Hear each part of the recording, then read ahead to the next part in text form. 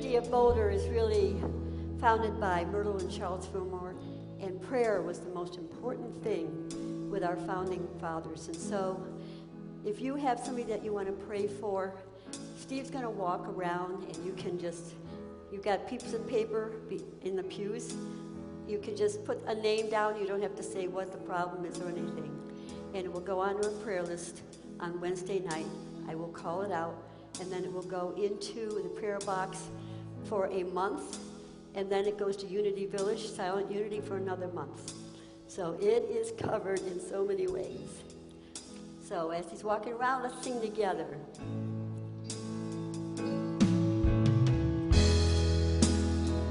You are the air I breathe. You are the air I breathe.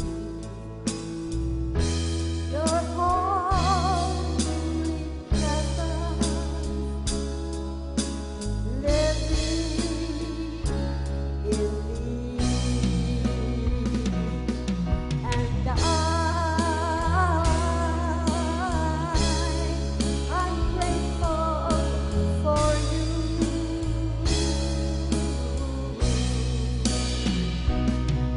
And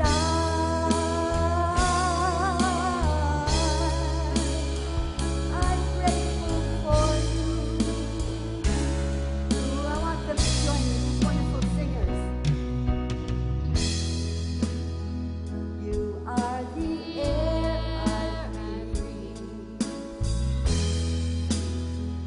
You are the air I breathe. Your holy presence living in me.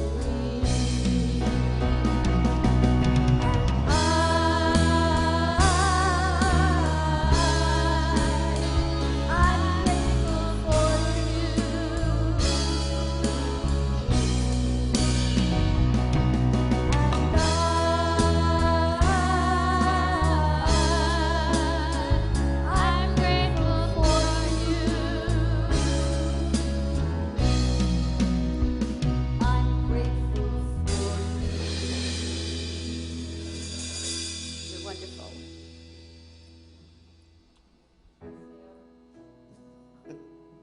Good morning, everyone. Welcome to Unity of Boulder. Sue Hollingshead, thank you for saying hi to Sam. As I actually was just about to announce Sam and introduce him to everyone. We have a new bassist here who's joined our Unity band here. His name's Sam Fuqua. He performed wonderfully at Easter, so we decided to keep him. You passed the test. You're able to work with these guys, so cool. So welcome, Sam. Thank you very much for joining our band. Where was I? I was just saying welcome to Unity. Welcome to those of you who are here in person, those of you who are joining us online. Thank you very much. We love spending time with you.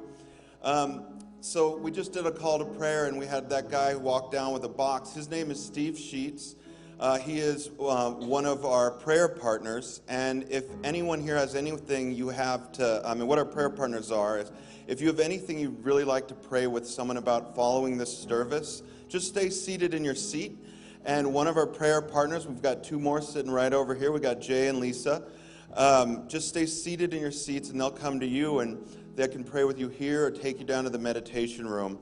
It's just one of the amazing things that our prayer partners do. Let's get on to some fun. I'd like to welcome back to our stage our special musicians today, John and Amy. They've been on our stage. They've played Zydeco music. They've played Irish music. I have no idea what you're going to give us today, but I'm excited, so go get them. Neither do we, Mike. No, just kidding. Thanks, everybody. Thank you so much for having us back, and we're real excited to be here, and today we're going to feature a couple of Amy's original songs, and they're going to be a sing-along as well, so. Yeah, we're going to make you work a little.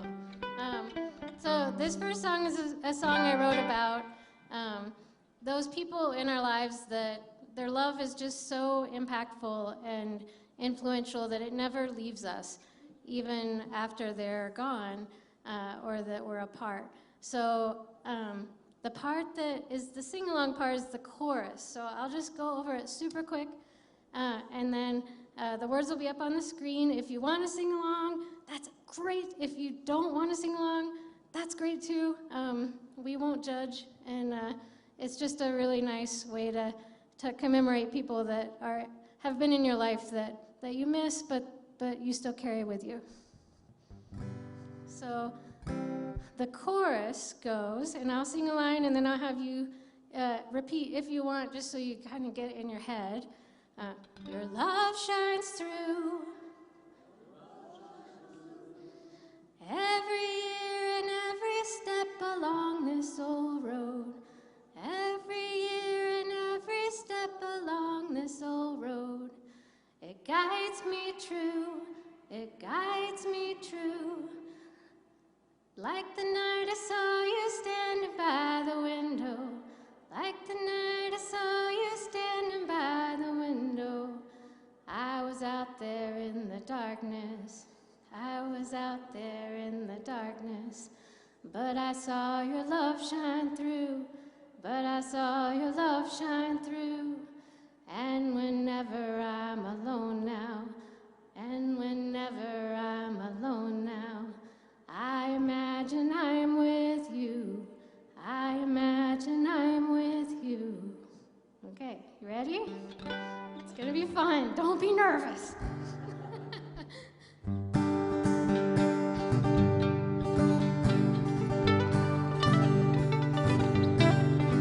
It's been a hard year. Seems like nothing has turned out the way we planned.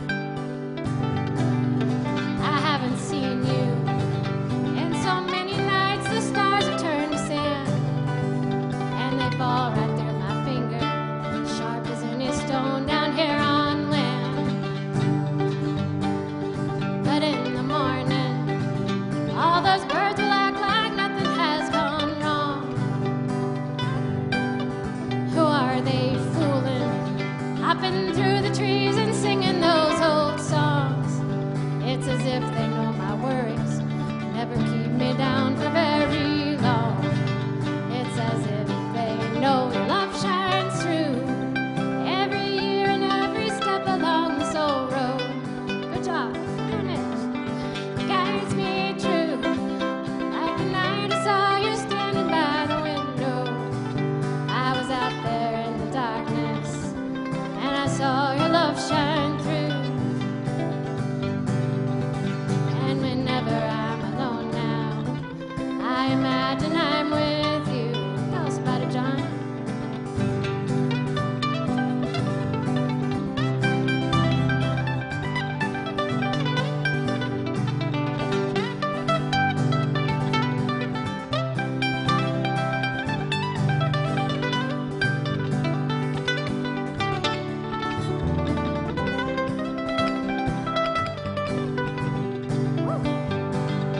So don't you worry, these lonely nights won't swallow me for good. I'll make a new plan, and I'll hope the new plan works out like it should. But wherever that plan leads me, I'll never wander far from where we stood. Because I know your love shines through every year and every step along this old road. Guides me true back to that night I saw you standing by your window. I was out there in the darkness, and I saw your love shine through. And whenever I'm alone now, I imagine I'm with you. Let's repeat that last part. I was out there in the darkness, and I saw your love shine through. And whenever I'm alone now, I imagine I'm with you.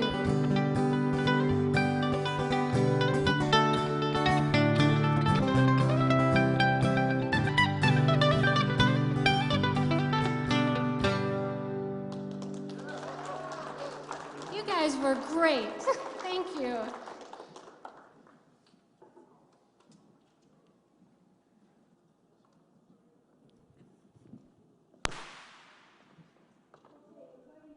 You stand, and we're going to do a chant to open you up to be receptive to what Jack is going to say. And anybody that's saying on Easter, it's possible, can come up here and sing because you know this chant. So we're going to have these wonderful people join us. Okay, now, when you bring your hands up, bring them up slowly and just feel that spirit come over you. If there's any problem in your body right now, that's going to heal you. So we're going to do it a number of times through so you really get the energy going in this room. So not only are you healing yourself with this movement, but the room is becoming a healing room for everybody. Okay, all right. I want you all, we're all equal. We let the love wash over us. We let it be. We let the love, wash over us. We let it be. We let the love wash over us. We let it be. We let the love wash over us. We let it be. Two more times. We let the love wash over us. We let it be. One more time. We let the love wash over us. We let it be.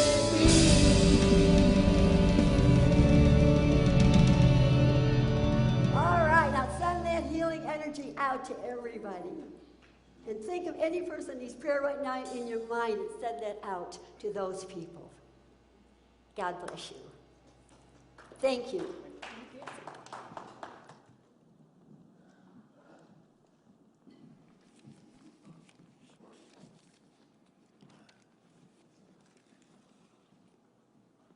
Good morning, everyone.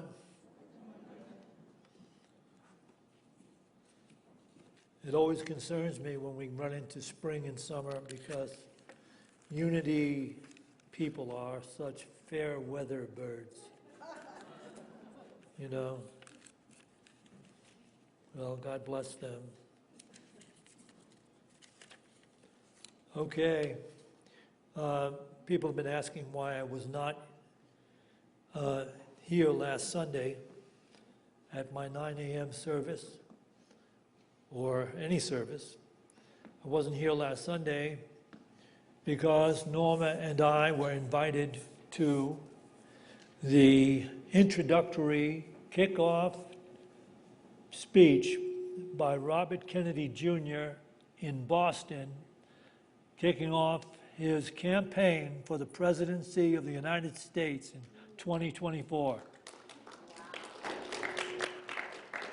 And those people you see right there, beside me and beside Robert Kennedy in the middle, on all the way on this side on the right is Dell, my son, who is now the creative point person on Robert Kennedy's team for the presidency.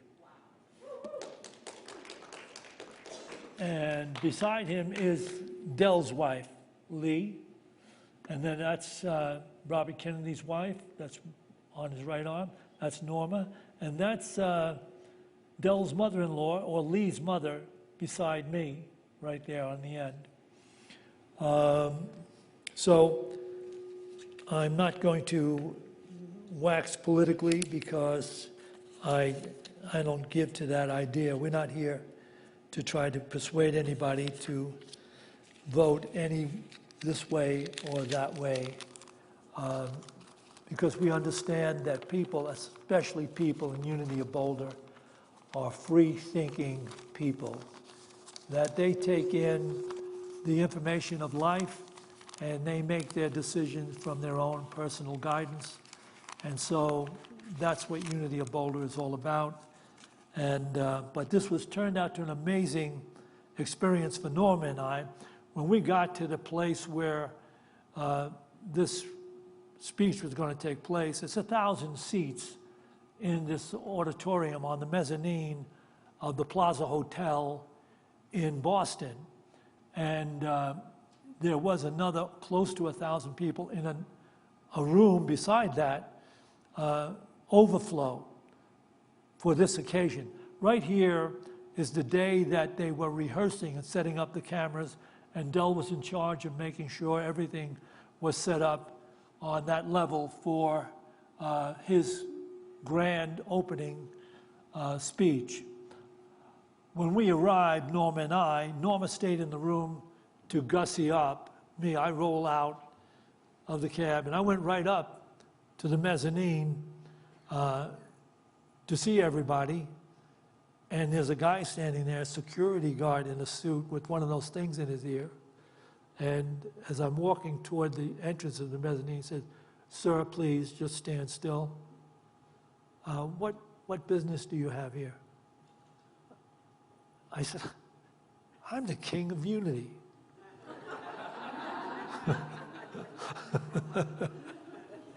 So I didn't say that.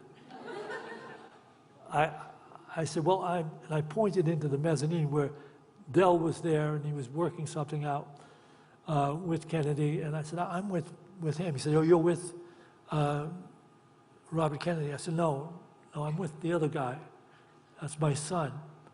And then they waved him off. An interesting thing that you don't know about security, the guy standing there who will pause anybody who's going into the mezzanine, 10 feet behind him is another security guy. So that if, for some reason, there was an altercation right there, this other guy would shoot you. In other words, you might get away with doing something right there with the first guy, but the second guy will just shoot you to death right there. And there were like 20 of these security guards that worked for the one company that belongs to the guy that wrote the book on security. He works for all the top political scenes and movie stars when they do a certain event that they need security. He's the guy they call. He has, at this particular venue, he had over 20 security people all over the place. You had to go through, after this particular event, you had to go through a metal detector, and you had to get a wristband. You had to get 2 wristbands put on to say who you were and where you would be seating. And among the people being seated even, there were security people. At every entrance on the elevators, there were security people that worked for this guy. Now, we had the golden opportunity to fly back to Austin, Texas, and spend a week with Del. We flew back in a private jet. And this was not just a 4 or 6-seater private jet. It was like a 14 or 15-seater private jet plane with some guy there that served food and the whole thing. We had great conversation. But the private jet wasn't owned by Kennedy. It was owned by the head of the security. This is a guy that he does pretty well. That's about a $30 or $40 million jet we flew back with. We had great conversations, very wonderful, insightful conversations, not all political, some of them wax spiritual. But that was a great event for us. We had the week back there at Del's place. As you may know, I don't know if you actually know, because I'm doing a series at the 9 a.m. service titled "The Flaw in A Course in Miracles." And I was supposed to give the second talk last Sunday, which I couldn't give. But as part of that, everybody expected at the first talk I would point out the flaw in A Course in Miracles, and then I would make comments on it, and I would give, lecture every session after that. I would be talking about that and relating to it. But I already told people at the first Revelation talk that they will be discovering the flaw in A Course in Miracles. I will simply be lecturing on A Course in Miracles and working with the transformative concepts that remove the flaws within our own consciousness. And over the way, people will ultimately see the flaw in A Course in Miracles. But somebody already sent me a little note pointing out the flaw in A Course in Miracles. I said anybody that wants to can let me know when they believe they know what the flaw in A Course in Miracles is. Just let me know. And he sent me a card saying that he believed the flaw in A Course in Miracles comes out of this statement, I am not me, and I am being the name of God couldn't possibly be true. This statement is not the flaw in A Course in Miracles, and it'll be a lot more blatant than that when people come to realize what it is. So today I'm going to move on and continue my series, my Revelation series, on the awakening reality, which will ultimately reveal the flaw in A Course in Miracles, but more likely along the way, it will reveal the flaw in our human thinking. So can we have this first PowerPoint up there, please? This inscription exists above the entrance to the ancient Greek temple of Apollo. Back then, it did. That temple doesn't exist anymore. And it's actually these words, know thyself, all things in moderation. I suspect that people entering the ancient temple back then, really just went under it and went inside and prayed to their god, the god Apollo, for the things that they wanted, maybe healing in their life, maybe some desire they wanted fulfilled, or to deal with some problem they were experiencing. But they would walk under that entranceway and right past that whole idea of know thyself. And the same is today for people in our society, because everyone actually believes he or she knows himself or herself. But the fact is that they don't. Anyone who does know himself or herself, as this particular admonition would call us to do, would be without problems in the world. You would be without worldly concerns whatsoever. But that happens to be our goal and our destiny. What actually most people in our culture, and probably back then in the ancient Greek culture, people believed that this personality that was influenced over the years of their growing up and living under the auspices of the ego-centered concept of self, being a mind-encapsulated body, was the definition of self for them, as it is for most people today in our Western culture. That self is not the self that this is speaking to. So when people believe they know themselves, what they know is their particular collection of concepts and beliefs that they were influenced by as they collected their ego-centered consciousness and definition of life. To come into that amazing, beautiful, transformative awareness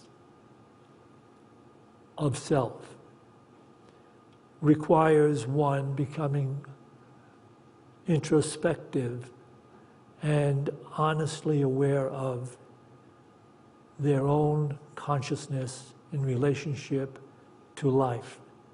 Because if one becomes aware of his or her own consciousness to the point of being honest without a flaw, each person will discover that happiness, peace, love, joy do not derive from the intellectual, ego-centered thinking of the world.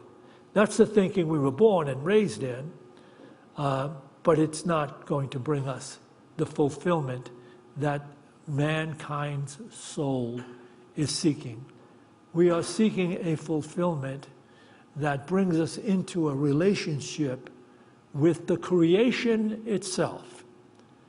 When we talk about God, for the most part, people think of God being separate and apart, even in some distant dimension somewhere, and they pray to God to intervene in the dimension in which they live.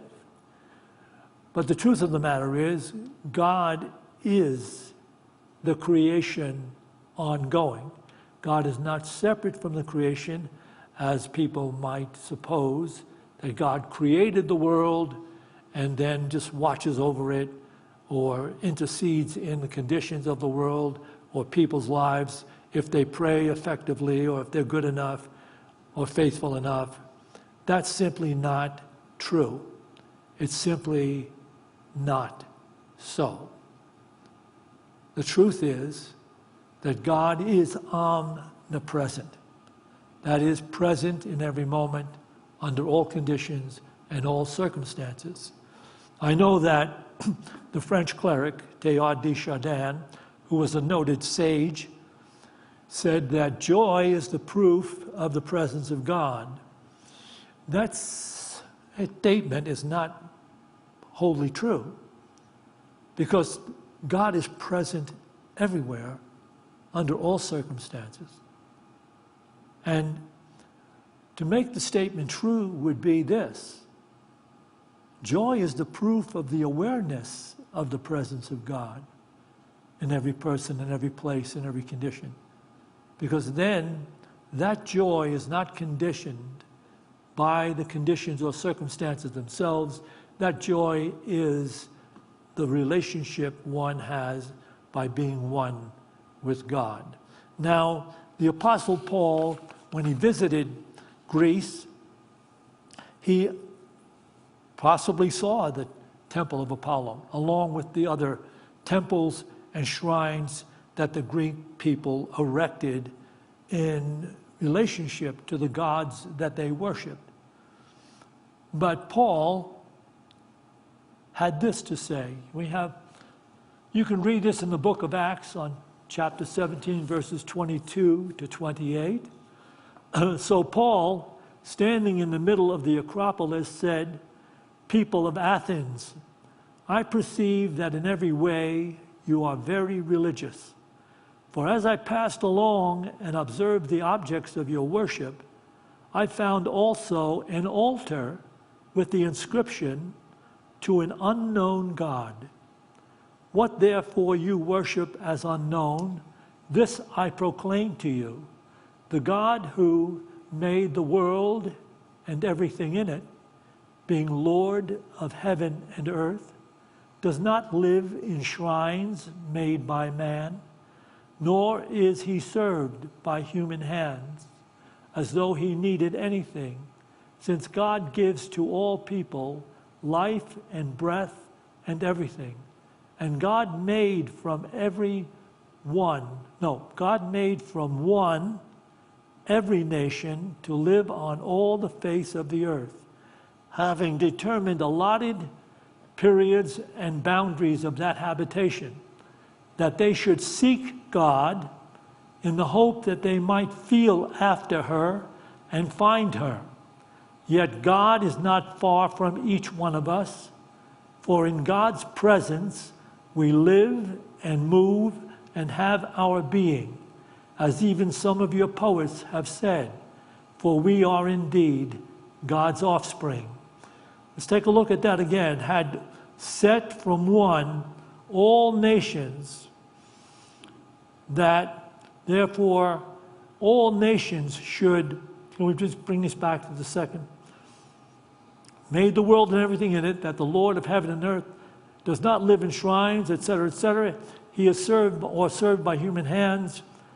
God made from one all nations that we should seek after God, that we might find God, who is the divine presence everywhere. That, by the way, is not anything but an emphatic statement. That, by the way, is the core truth of the real world. You know, A Course in Miracles speaks about the real world, entering the real world. To enter the real world, we must first take to task the limited ideas, concepts, and beliefs we have taken in from the illusionary, driven, ego-centered world, in order that we might discover from our own core nature that divine presence and intelligence that would bring us into living beautifully, effectively, harmoniously, and joyfully. That's what our calling actually is. This is an omnipresent awareness that permeates all creation. As I said in the beginning, God is not a separate creator of creation. God is the creation ongoing in every present moment, as Eckhart Tolle has to say. Can we take a look at this? From Stillness Speaks, Eckhart Tolle, page 43, paragraph 2. The now is as it is because it cannot be otherwise. What Buddhists have always known, physicists now confirm. There are no isolated things or events. Underneath the surface appearance, all things are interconnected, are part of the totality of the cosmos that has brought about the form that this moment takes. I'll read that again. That the now is as it is because it cannot be otherwise. Just meditate on that a second. The now cannot be other than that which it is. What Buddhists have always known, physicists now confirm, there are no isolated things or events. Underneath the surface appearance, all things are interconnected, are part of the totality of the cosmos that has brought about the form that this moment takes. The form that this moment takes is the now. It takes that form in every moment. And you are on the path of life, and that moment-to-moment path allows you the opportunity to awaken to what lots of people are always questioning. What is the will of God? The will of God is what Paul just said it is. That you would feel after, that is, take to task your own awareness and not feel alienated in so many situations, resisting so many conditions and circumstances, that you have no real harmony, you're not able to bestow unconditional peace or love because you have this illusionary concept of self, and that you actually are a separate, objective observer on the path of life, which you are not. No one is, no one ever was. Because this moment is divine, its origin is divine. It is also God in creation, ongoing. So, if we were to do the will of God, would be to become so open in consciousness as to flow with the moment and do that which the moment would relate to you is appropriate. To be free and to have that love, that joy, that wholeness of mind and life is to become one with what is, to flow with the moment on your path that is revealing itself to you. And in doing that, you would feel yourself entering in to this divine state where the core nature of you, which is made in the image and likeness of God, would begin to move consciously in you. And all the resistance that you have to being and allowing and flowing would begin to dissolve. You would be free in the moment-to-moment, ongoing expression of the will of God. That's a high calling, but it is the true calling of anyone and everyone who wants to come to reality or the true life. The ego-centered idea of life, filled with its incredible advances in technology, the promise of freedom from technology, please let me say this to you, that's not going to ever happen. Technology will never lead us there because we are divine in origin, going through a human experience. And because the world now has arrived at that place where the ego-centered consciousness that defines the life we were born into, raised in, and educated in, controls conditions and circumstances. I'm reminded of a movie that was made about J.P. Morgan, the billionaire guy that, he was involved with Tesla and Edison. And Tesla actually arrived at a place where he said to J.P. Morgan, I know that we can create free energy from the noosphere surrounding the Earth, so that every person would have free energy. Can you imagine if we all had free energy and we wouldn't have to work to pay for the energy we use? And Tesla had an understanding of how to do that. And then J.P. Morgan said to him, there's a great line in the movie, oh, okay, you want me to fund this free energy? It won't be free. Where will we put the meter? Because the only interest really in the technology everywhere is in money. Because money has become the god of the outer-directed, illusion-driven, ego-centered idea and definition of life. So there's no promises will come from that will free us.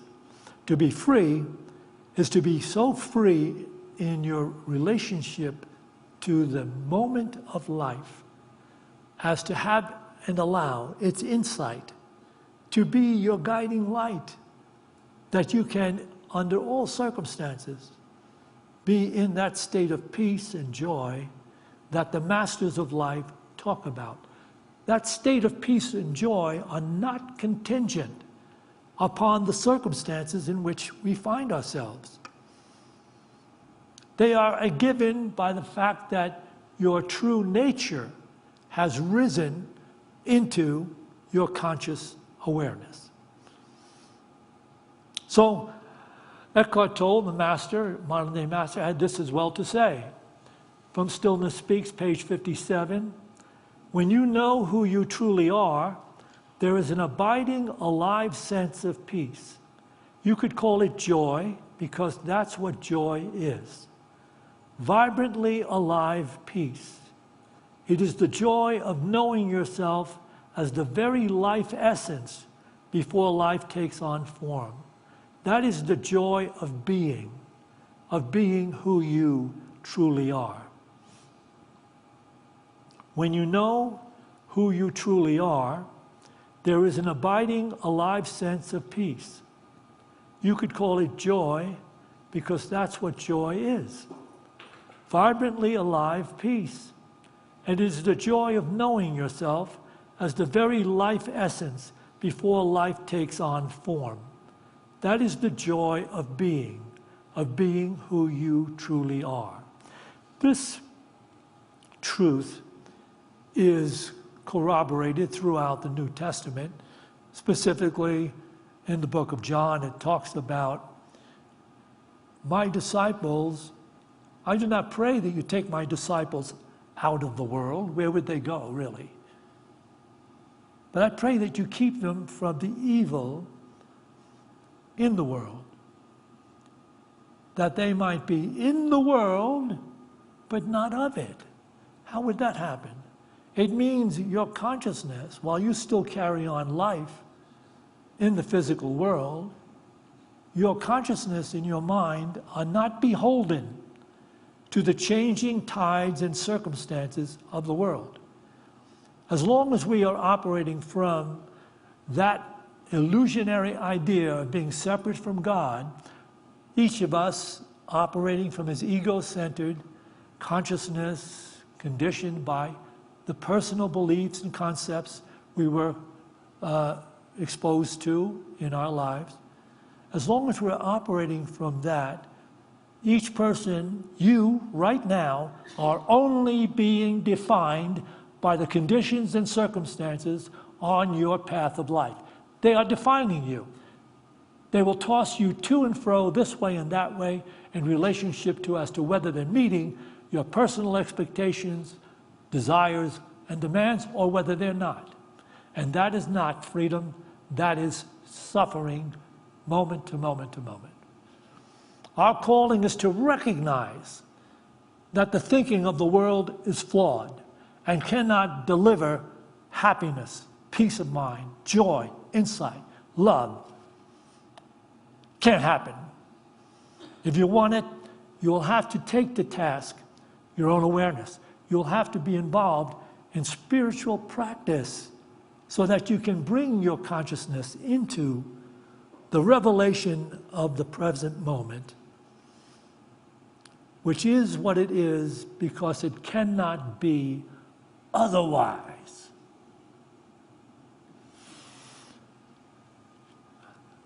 And so,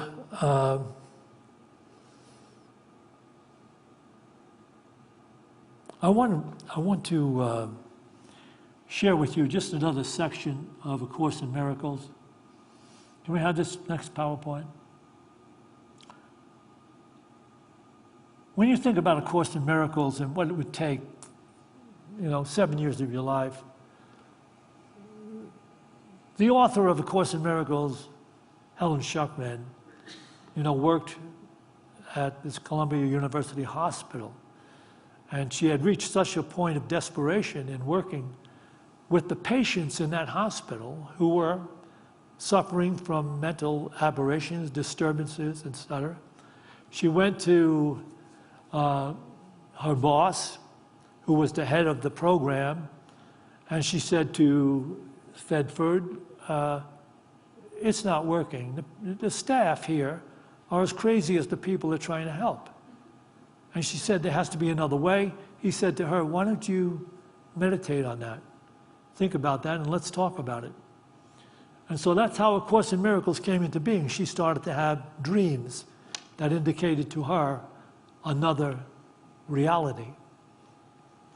And so this is her work, 7 years without receiving a penny for this work, this international work. To be wholehearted, you must be happy.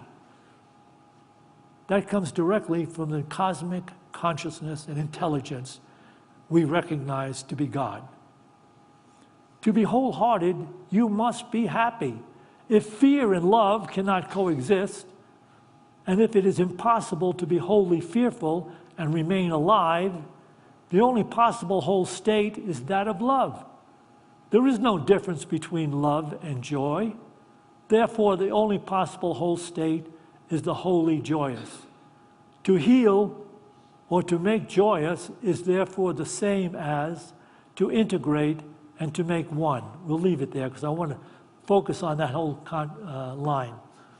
To make one integrated in the awareness that there is one presence, one power, one intelligence in all the universe, and it is God, the omnipresent one in all things. So that is where we must go to have the illusions we have lived by that have denied us peace of mind, denied us happiness, denied us joy, and denied us true love. We have to go to that which is true love, true intelligence, true joy. And so to do that, we are going to participate in spiritual practice.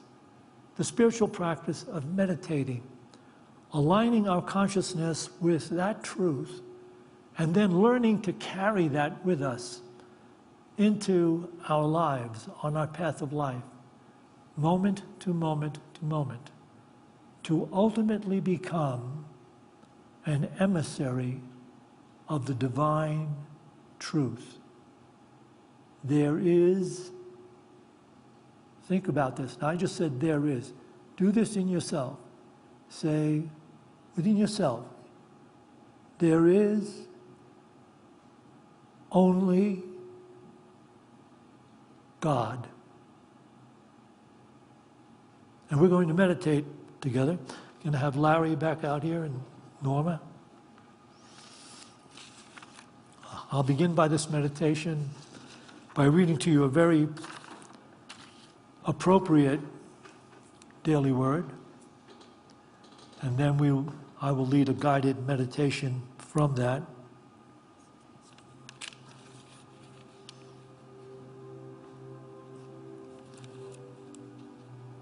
Just take a couple of deep breaths, close your eyes, and allow.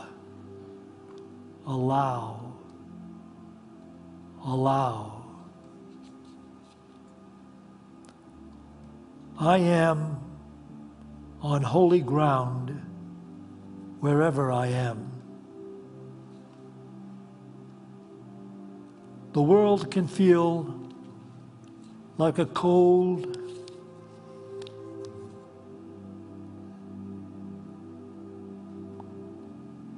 place. I may feel alone. The presence of God far away.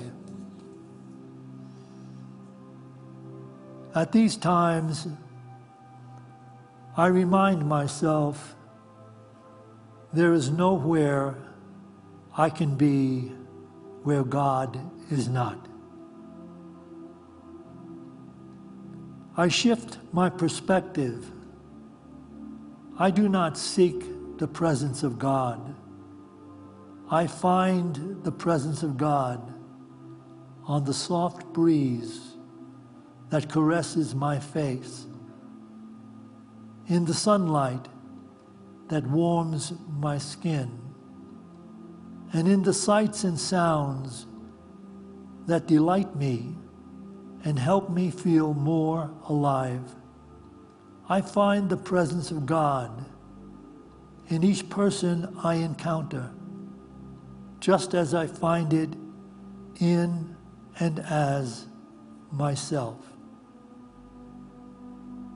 Finding God everywhere and in everything makes the world feel vibrant and alive, warm and welcoming. The world has not changed, but I have. This world, its magnificent creations and people are all wonderful, beautiful, holy, sacred.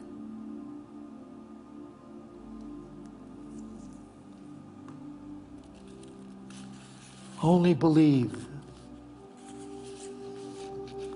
Love heals.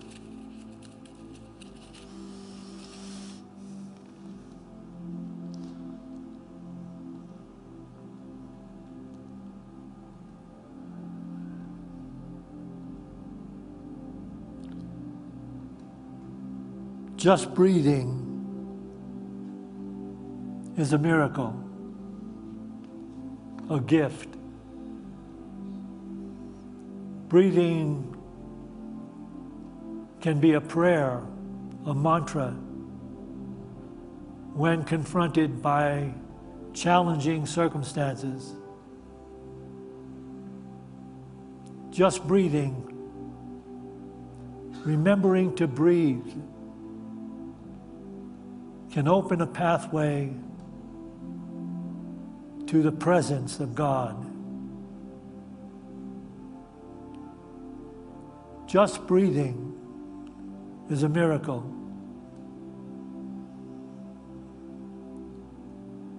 It is a prayer, a mantra, a pathway to recognizing the presence of God as love. Just breathing is a miracle, a gift. Remembering to breathe when any grievance arises in consciousness.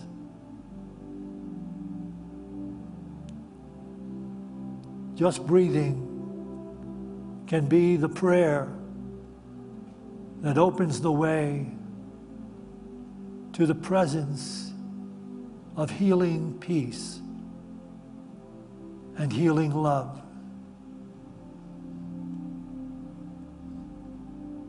Just now, as you breathe, imagine your body as a complete vacuum. The breath as a refined, golden, etheric light, filling your body from the tips of your toes to the top of your head. As you release the breath, feel that golden light being released through the pores of your body. Breathing in the refined golden light of life. It filling your body from the tips of your toes to the top of your head. It releasing the shadows of concern and fear. Releasing that breath through the pores of your body, releasing the light into the world. Breathing in the refined golden light of life. It filling your body from the tips of your toes to the top of your head. It healing the inharmonies within your cells, your organs, your bones, your body. And you release the light through the pores of your body into the world. Breathing in the refined golden light of life. Feeling buoyant and free of your mental concerns. Feeling joy, peace, and wholeness as you release the light through the pores of your body into the world. Coming into the revelation, joining the revelation as the words of life speak down through the ages. You are the light of the world. Let your light so shine as forgiveness and love and peace that others may recognize the presence of God in you. and seek the presence of God in themselves. You are the light of the world. Let your light of love, forgiveness, peace, so shine that others may recognize the presence of God in you and seek the presence of God in themselves. Be still and know that God is now and forever.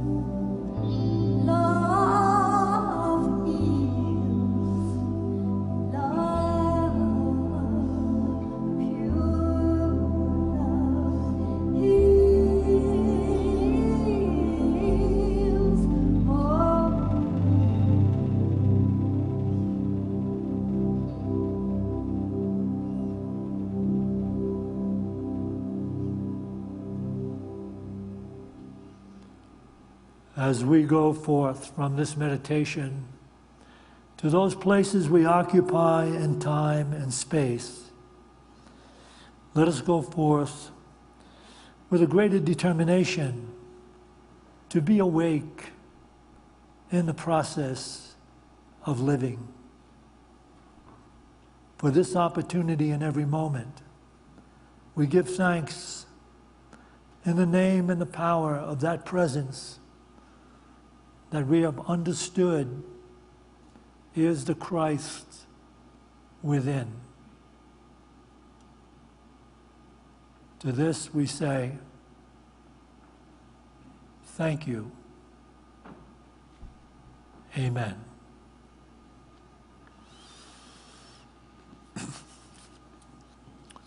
We will take an offering for unity now. Can I give a little spiel before we Oh, do that's that? right. Yes, you can. Go right in. I forgot about that. You know, I appreciate that, and you should stay here and listen to this, that unity is always reminding us, like you said, that wherever we are, God is. So next time I hit the security person, like if I go to some famous event and they say, stand still, what is your purpose here? I'm going to say, I am here to know myself and trust myself in the flow of spirit. And then I'll probably be taken away. Right, in handcuffs. But he was asking us to peace, be still, and know God. There you go. So this is your opportunity to trust that you are in the flow of spirit by donating to this community. And one way that's not listed there that would really help us out is spread this message to a friend. Invite people here. We want this community to expand and shine even brighter. So bring your friends in. All right. So, as we take our offerings in our hands, here in the sanctuary, and you watching this on live stream can bring to mind that gift you'd like to make to Unity financially, let's bless these gifts with this offering prayer. Divine love, through me, blesses and multiplies all that I have, all that I give, and all that I receive, because I give. And so it is. Amen. Okay, over here.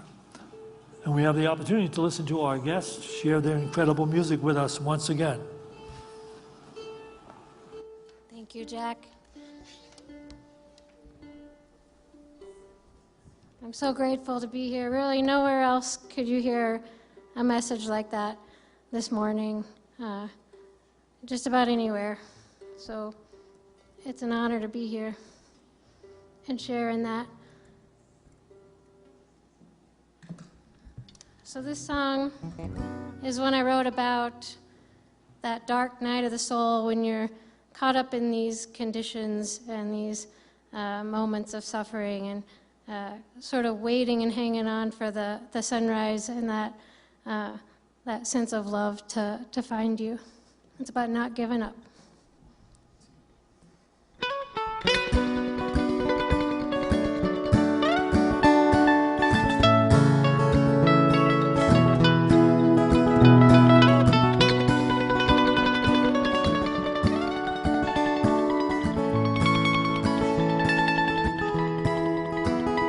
When you're barely hanging on, and the night it seems so long, there's not another soul around to see you going down.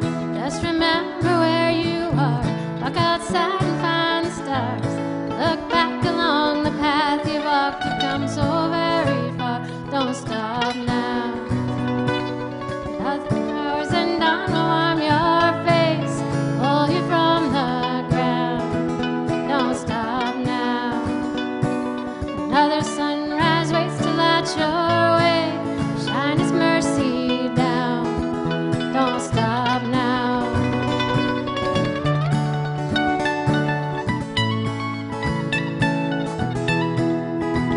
Don't stop now.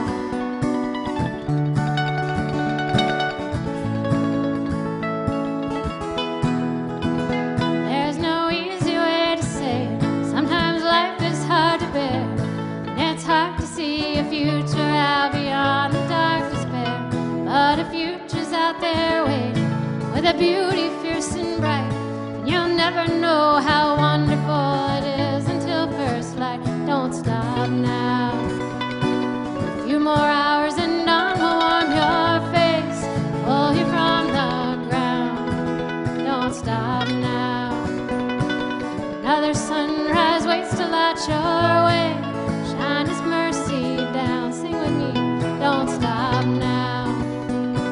A few more hours and dawn will warm your face, pull you from the ground. Don't stop now. Another sunrise waits to light your way, shine His mercy down. Don't stop now. A few more hours and dawn will warm your face and pull you from the ground. Don't stop now.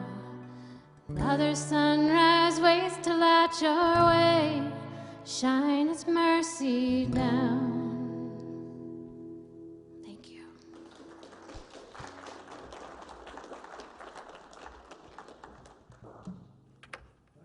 Don and Amy for sharing that incredible music with us.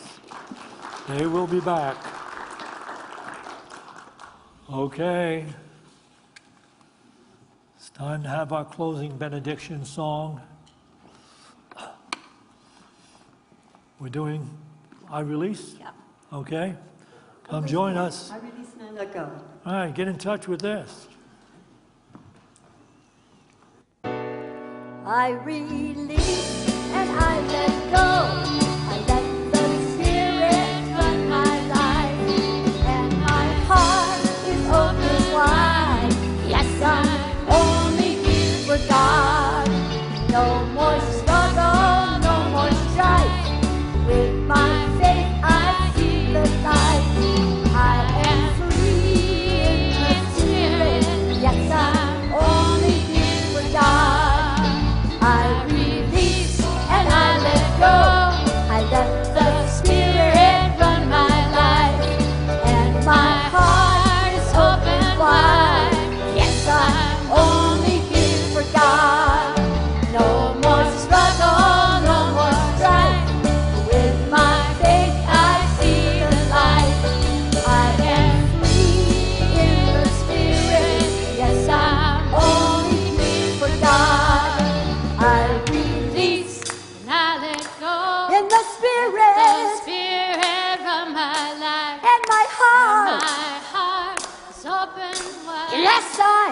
I'm only here for God. No more struggle, no more strife.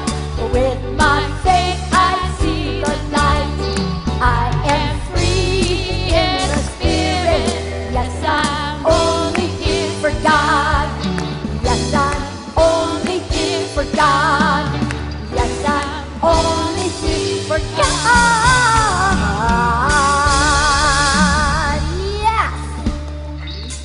Great. Now sing Peace on Earth. Here we go. Let there be peace on earth, and let it begin with me. Let there be peace on earth, the peace that was meant to be with God as creator. Family, all are free. Let me walk with my family in perfect harmony. Let peace begin with me. Let this be the moment now. With every step I take, let this be my joy to taste and live in peace eternally. Let there be peace on earth, and let it begin with me. Yes. Time out, time out. I just want to say that when I talk that I'm doing a series on talks on the floor in Course in Miracles, don't even think about showing up at the 9 a.m. service because you're interested in finding out the floor in the Course in Miracles. Let me say something to you.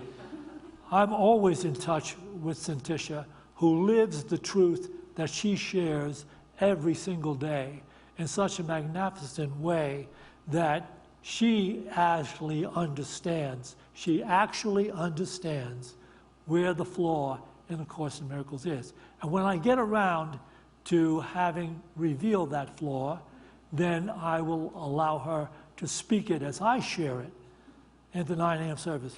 Don't even come up, don't even leave this second service to try the 9 a.m. service. It will be useless to you because beside the fact that both services have been tested and the 9 a.m. service has a higher IQ by 30 points. All right, so enjoy this day. If you want to pray with someone about a particular challenge, just remain seated. Our prayer partners will come and pray with you, take you downstairs to our meditation room. Have a great one. We have a discussion group in the back. When you get your treats, you can meet us in the back for the discussion circle on anything I said today or about Unity in general. Thank you.